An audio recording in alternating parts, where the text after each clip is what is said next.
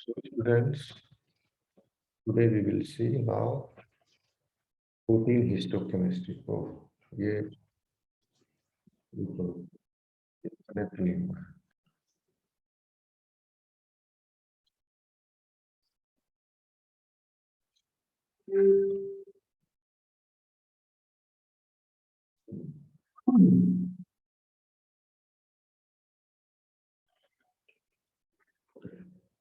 Recording in progress.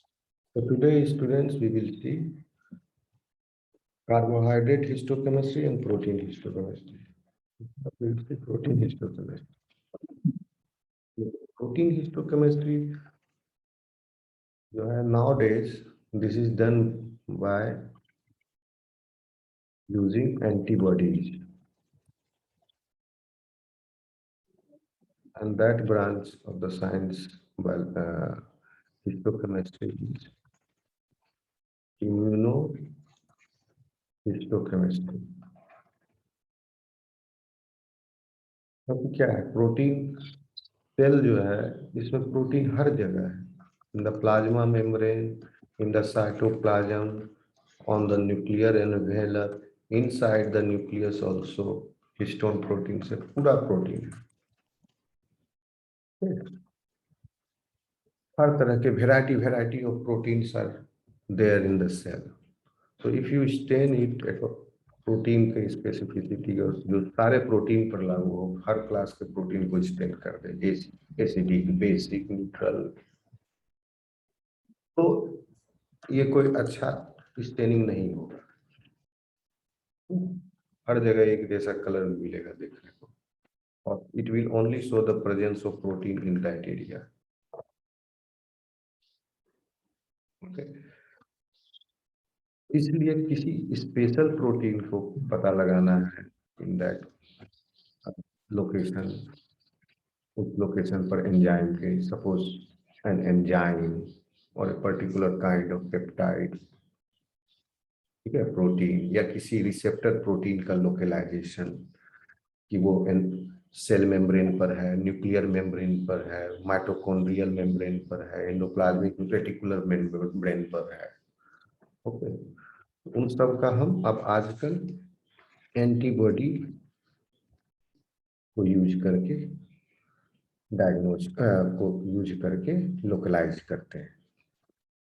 लेकिन in old days जो है, ये आपको नहीं पढ़ना है, ये नहीं लिखा है कहीं, ठीक है, बट इन ओल्ड डेज और अभी भी there are some crude methods available, जिसमें illustration of proteins phytochemically is done by selecting or using or utilizing when one or more amino acids are very high in their composition. Suppose a protein is having more of tryptophan than other proteins, then those type of protein having more number of tryptophans will give you dark color. Proteins having less number of tryptophan will give you less color than this, ठीक है। इस तरह से एक आपको pattern मिलेगा based upon the tryptophan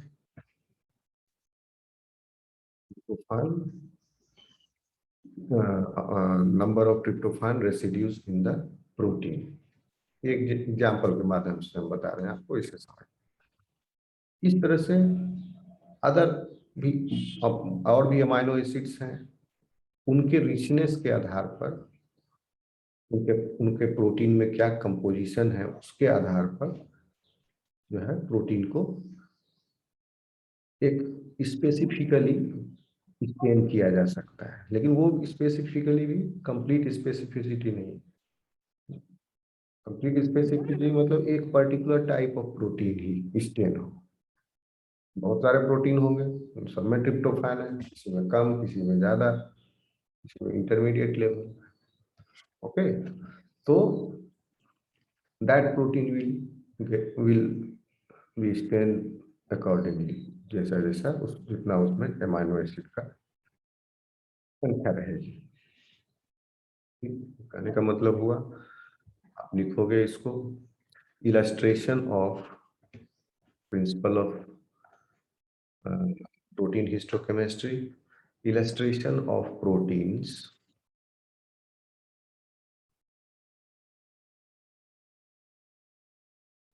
illustration of proteins histochemically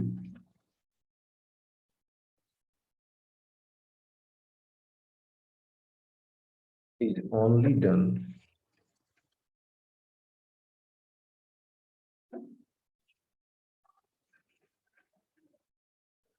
when one or more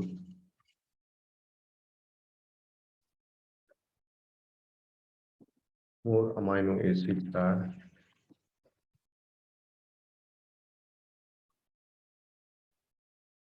very high in their composition.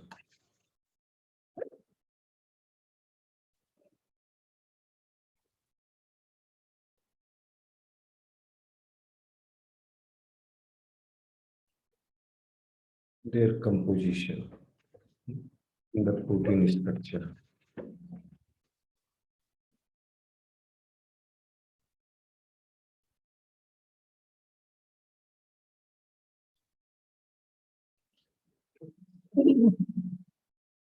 Illustration of proteins histochemically is only done when one or more amino acids are very high in their composition in the protein structure.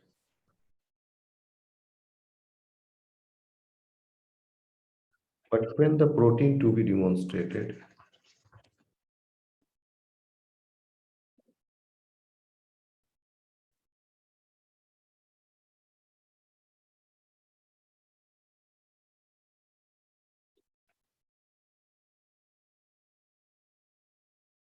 is mixed with other proteins,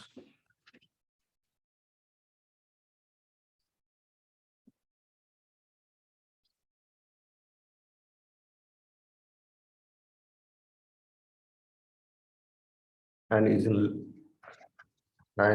in less concentration,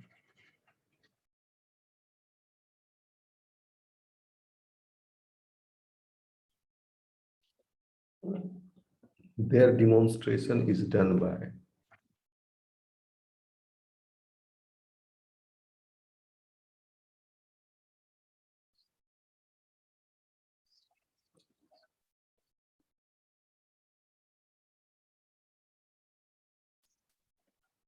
enzyme activity.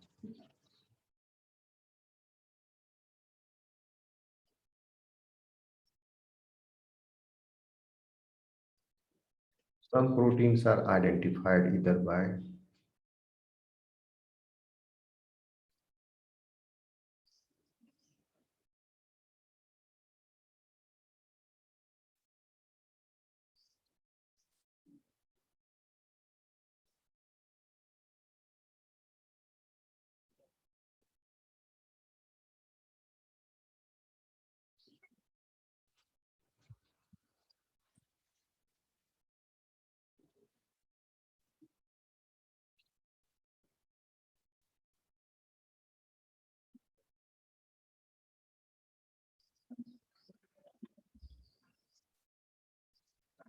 some proteins are identified either by their tissue location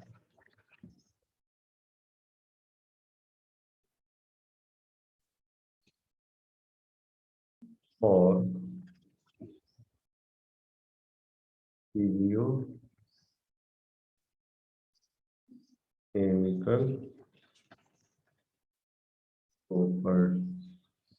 properties.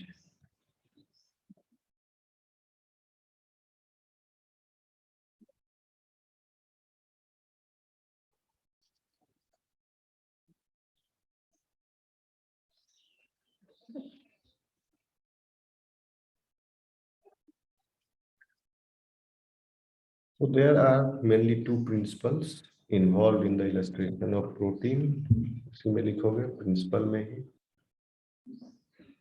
there are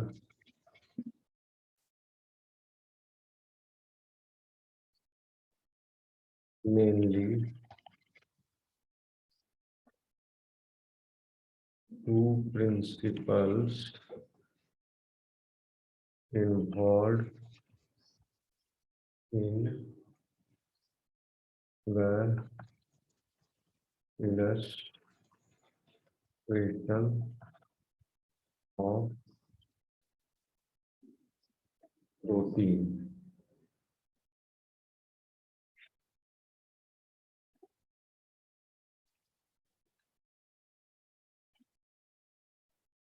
Number one, reaction with amino acids.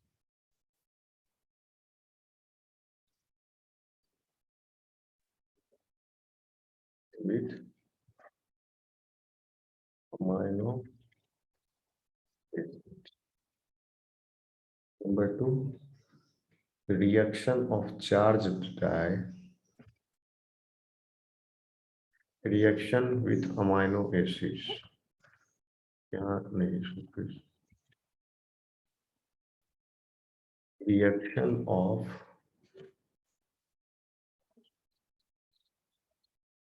amino acids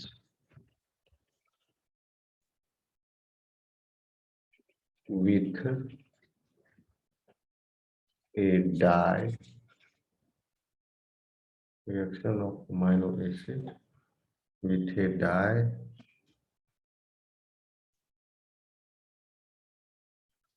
involving covalent bond formation between them.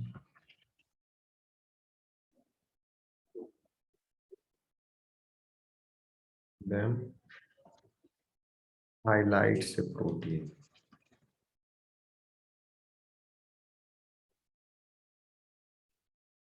Highlights a protein.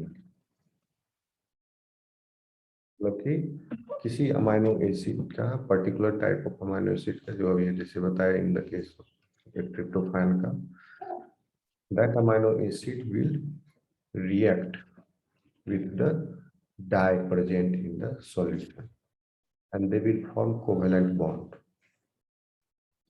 After the covalent bond formation, some color will be developed there which will highlight the protein. Same principle है जैसे lipid में देख रहे थे वैसे यहाँ भी lipid में नहीं, लिपिड में तो सॉल्युबिलिटी था, यहाँ पर केमिकल रिएक्शन हो रहा है। लिपिड में एक जगह केमिकल रिएक्शन भी देख रहे थे, न्यूक्लिक एसिड में क्या देख रहे थे? रिएक्शन भी और इंटरकेलेशन भी। Second is the reaction of charged die.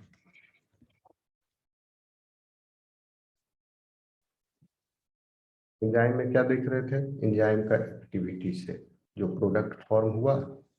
Okay, enzyme is not covalently reacting with the dye. In fact, the product of the enzyme is covalently reacting with the dye. Enzyme histochemistry में nucleic acid chemistry में क्या देखे थे बताइए, कल ही पढ़े हैं। कौन कौन सा मेथड था भूल गए? इन सिटू हाइब्रिडाइजेशन पढ़े थे? क्या हो रहा है? केमिकल रिएक्शन हो रहा है क्या इन सिटू हाइब्रिडाइजेशन में? कोवेलेंट बॉन्ड फॉर्मेशन हो रहा है क्या?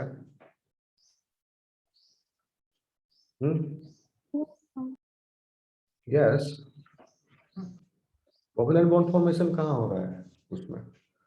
One strand is hybridizing with the another strand after the denaturation. So the base present in the one strand is forming the complementary hydrogen bond with the another strand. यही hybridisation है, ये hydrogen bond formation हो रहा है ना। Yes, sir, hydrogen bond. और जितना दूर प्रोब का लेंथ है उतना दूर तक वो डबल स्ट्रैंडेड हो गया after denaturation, and that probe is labelled with सम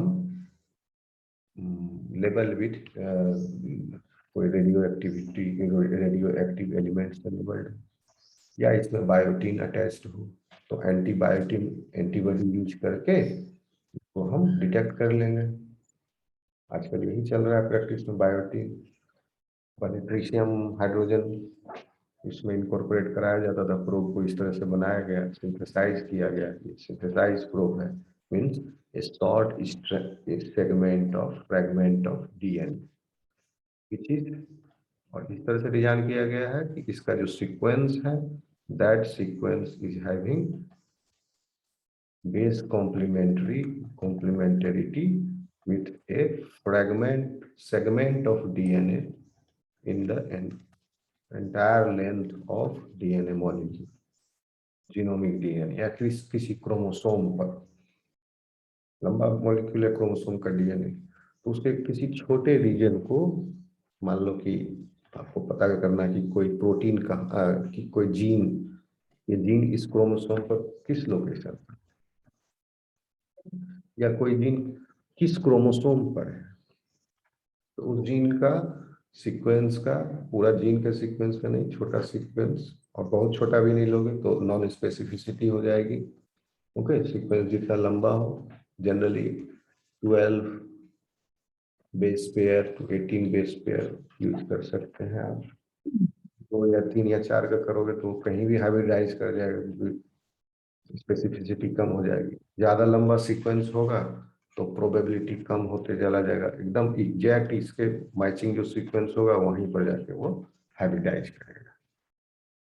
जहाँ हाइब्रिडाइज करेगा वो लोकेशन आपको पता लग जाएगा कि इस क्रोमोसोम पर वो जीन है। उस क्रोमोसोम के भी अपर आर्म में है, लोअर आर्म में है, पता चलेगा। तो इन सिटू हाइब्रिडाइजेशन, समझे। एक बताए थे S bromo deoxy uridine method.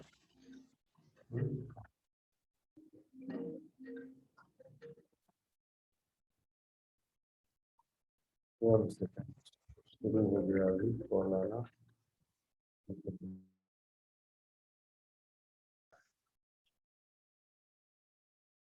Okay, और बीआरडीयू के अगेंस्ट हम एंटीबॉडी यूज कर रहे थे।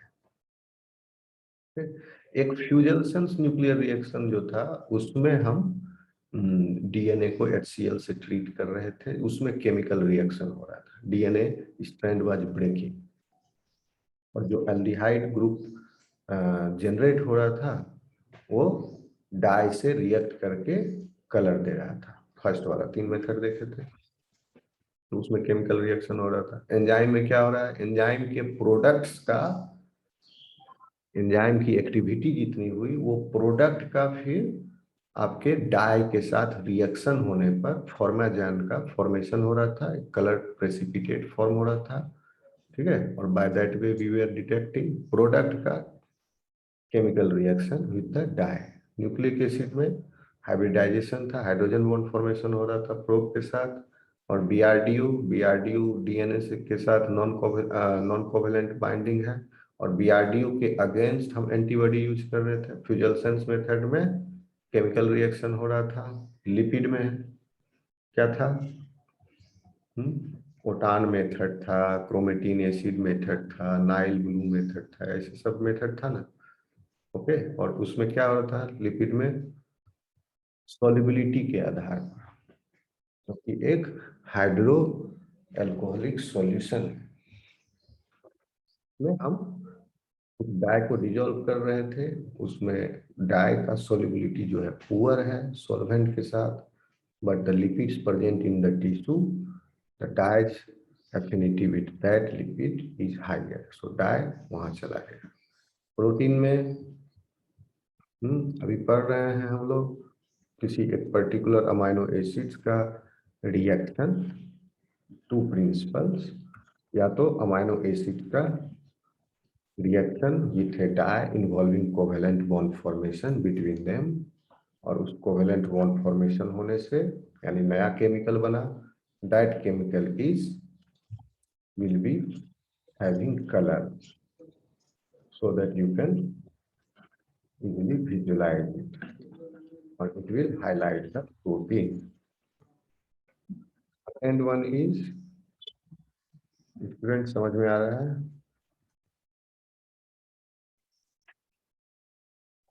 Yes.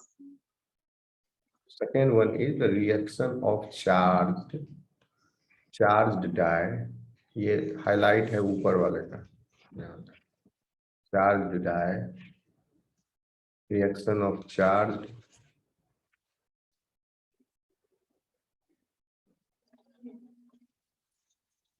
dyes with a net charge on the protein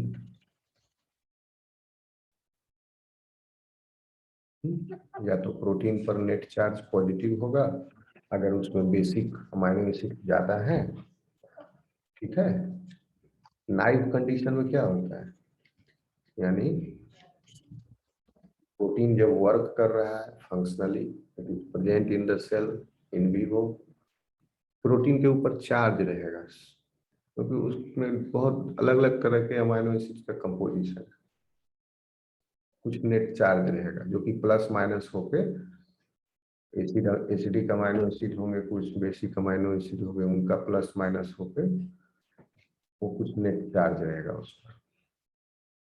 protein को जब आइसोलेट करते हैं, डीनेचर करते हैं, जब हम प्रोटीन को रन कर रहे थे एसडीएस पेज में, sodium dodecyl sulphate polyacrylamide gel electrophoresis जो टेक्निक पढ़े थे आप, उसमें प्रोटीन को एसडीएस से ट्रीट करने पर एक हम निगेटिव चार्ज पूरे प्रोटीन पर ऐड कर रहे थे, तब प्रोटीन आर्टिफिशियल चार्ज आया था वहाँ। लेकिन इन तो वहाँ पर क्या हुआ, प्रोटीन डिसफंक्शनल हो चुका है, डीनेचर हो चुका है ऑलरेडी सोडियम एसडीएस से ट्रीट करने के बाद। फिजियोलॉजिकल कंडीशन में क्या रहता है, प्रोटीन जो है फंक्शनल है, काम कर रहा है, अपना नाइफ फॉर्म में है, और उसके ऊपर कुछ चार्ज रहेगा। So depending on that charge of the protein, dye will be also having some charge, and then that dye will bind with the protein depending upon the net charge. If the protein is having net charge positive, then you have to choose acidic dye for that to stay, because acidic group will bind to the positively charged protein.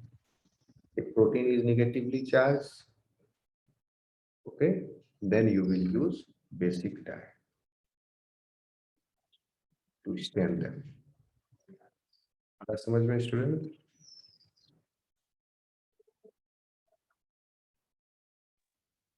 Yes, sir neutral रहेगा तो protein जो है neutral नहीं रहेगा, कुछ charge उस पर रहेगा, समझे? Under physiological condition, protein is never neutral in the charge.